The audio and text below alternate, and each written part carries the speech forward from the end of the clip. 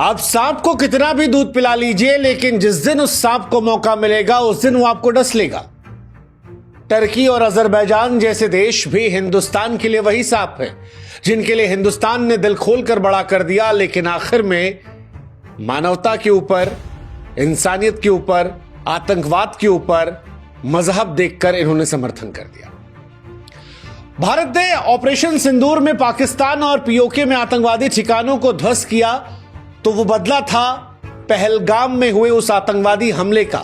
भारत ने आतंकवाद का खात्मा किया बिना किसी नागरिक के नुकसान के, लेकिन टर्की और अजरबैजान ने इस कार्रवाई को निंदा कर भारत को न सिर्फ ठेंगा दिखाया बल्कि पाकिस्तान के आतंकवाद का खुला समर्थन कर दिया। और जब ये सब कुछ हुआ तो हिंदुस्तानियों को यह विश्वासघात जैसा लगा, क्योंकि जिस टर्की ने हिंदुस्तान के साथ ये विश्वासघात किया, उस टर्की की हमने इंसानियत के तौर पर मदद की थी, लाखों करोड़ों रुपए दिए थे, उनके लिए हमने आंसू बहाए थे जब भूकंप आया था ऑपरेशन दोस्त के तहत। लेकिन आज वही टर्की पाकिस्तान के साथ खड़ा है। इस विश्वासघात ने हिंदुस्तानियों को झकझोरा और सोशल मीडिया पर बॉयकॉट टर्की, बॉयकॉट अजरबैजान ने आग की तरह फैलकर टर्की और अजरबैजान को सबक सिखाने की बात शुरू कर दी। क्या आम और क्या खास। विशाल मिश्रा जैसे सिंगर्स ने भी कहा कि अब हम इनका समर्थन नहीं करेंगे, वक्त आ गया है कि इनका विरोध किया जाए। विशाल ने तो यहां तक कहा कि मैं कंसर्ट तक नहीं करूंगा। और वजह भी है, क्योंकि टर्की और अजरबैजान ने भारत के सामने पाकिस्तान का समर्थन सिर्फ धर्म देखकर किया है। और अगर ये लोग धर्म देखकर पाकिस्तान का समर्थन कर सकते हैं तो सवाल यह है कि क्या हिंदुस्तानी देश देखकर इनका बॉयकॉट नहीं कर सकते? और अगर अभी भी आप में से किसी को लगता है कि भाई साहब क्यों बॉयकॉट करना, तो हम आपको बता दें कि पाकिस्तान हिंदुस्तान पर जितनी मिसाइलें छोड़ रहा है या ड्रोन छोड़ रहा है वो मेड इन टर्की है। अब आप फैसला कर लीजिए, अगर आप में से कोई ऐसा है जो मजहब के नाम पर टर्की अजरबैजान का विरोध करने से बच रहा है कि मुल्क पहले या मजहब पहले। वैसे टर्की एहसान फरामोश है। एहसान फरामोश टर्की है जिसने ऑपरेशन दोस्त पर शर्मिंदा कर दिया है। दरअसल 6 फरवरी 2023 को टर्की और सीरिया की सीमा पर 7.8 तीव्रता का भूकंप आया था। टर्की में तकरीबन 51,000 लोगों की मौत हुई थी, सीरिया में तकरीबन 8,500 लोगों की, कुल मिलाकर तकरीबन 60,000 लोग मारे गए थे। घर से लोग बेघर हुए थे, इमारतें ध्वस्त हो गई थी, लेकिन भारत ने इंसानियत दिखाते हुए ऑपरेशन दोस्त की शुरुआत की।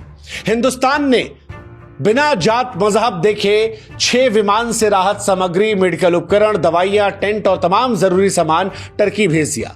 हमारी एनडीआरएफ की टीमें गई थी, भारतीय सेना ने भी फील्ड हॉस्पिटल बनाए थे, हजारों जिंदगियां बचाई। तब टर्की हिंदुस्तान के सामने आंसू बहा रहा था, हिंदुस्तान की सराहना कर रहा था। उनके राजदूत हमारे बारे में लिख रहे थे कि हिंदुस्तान सच्चा कोई दोस्त नहीं है।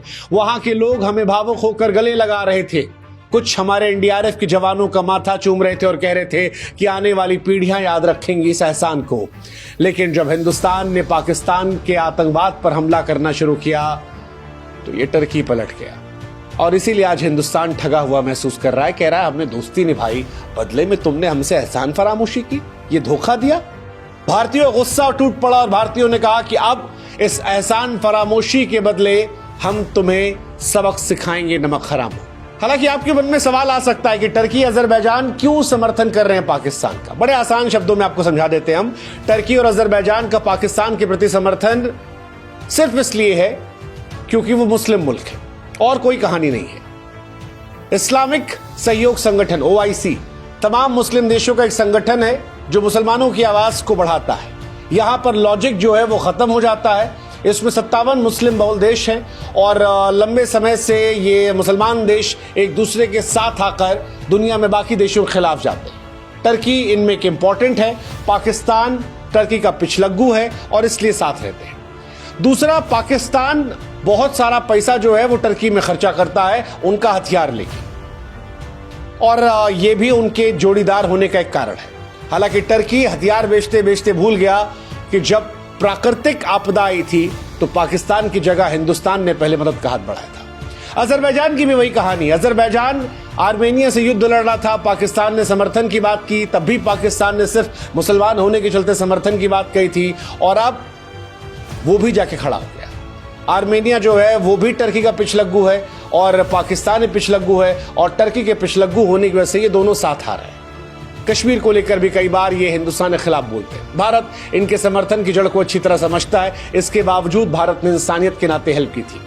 लेकिन अब जब एहसान फरामोशी हुई है, विश्वासघात हुआ है, तो भारतीयों का गुस्सा 7वें आसमान पर है। भारत सवाल पूछ रहा है कि क्यों हम अपनी कमाई का हिस्सा इनको दें। सोशल मीडिया पर फिलहाल बॉयकॉट टर्की, बॉयकॉट अजरबैजान फूट पड़ा है और जिस तरह से ये ज्वालामुखी बनकर फूटा है, लोग नाराज हैं। लोग कह रहे हैं कि टर्की और अजरबैजान ने हमारे शहीदों की कुर्बानी का मजाक उड़ाया।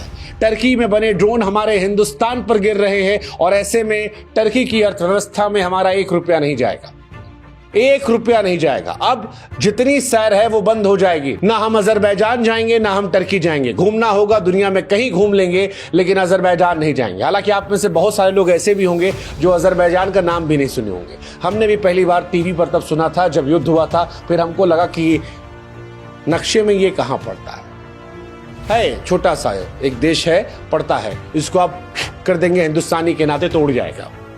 खैर, जब हिंदुस्तानियों की बात आई तो भारत की तमाम कंपनियां जो हैं वो भी कूद पड़ी।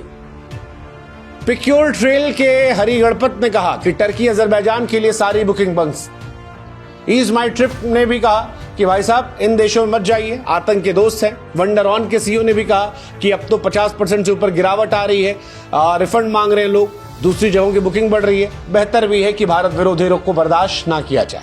वैसे न सिर्फ कंपनियां बल्कि देश के सेलिब्रिटीज जो हैं वो भी हुंकार भर रहे हैं। जैसे मेरे मित्र है विशाल मिश्रा, गायक है। इस अभियान को विशाल मिश्रा ने धार दी। सिंगर विशाल मिश्रा ने बॉयकॉट टर्की, बॉयकॉट अजरबैजान को लेकर सबसे पहले आवाज उठाई और कहा कि भारत का सम्मान सबसे ऊपर है। विशाल मिश्रा ने ऐलान कर दिया कि अब कभी भी लाइफ में टर्की या अजरबैजान नहीं जाएंगे। उन्होंने कहा कभी नहीं जाऊंगा टर्की अजरबैजान, ना घूमने के लिए और ना कंसर्ट करने के लिए। ये कहा कि मेरी बात याद रखना, जिंदगी में कभी नहीं जाऊंगा।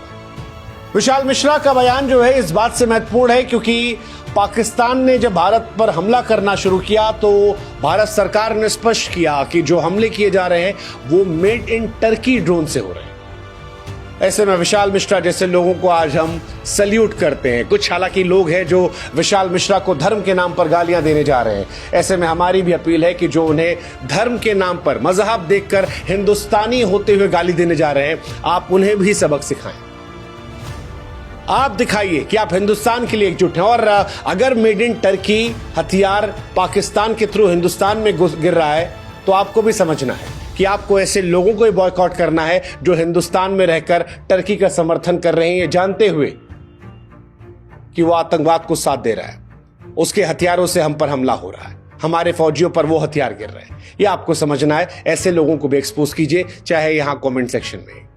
अब सवाल ये, कितने भारतीय गए थे टर्की? तो टर्की और अजरबैजान भारतीयों के लिए बीते कुछ सालों में एक इंपॉर्टेंट डेस्टिनेशन बन गए थे।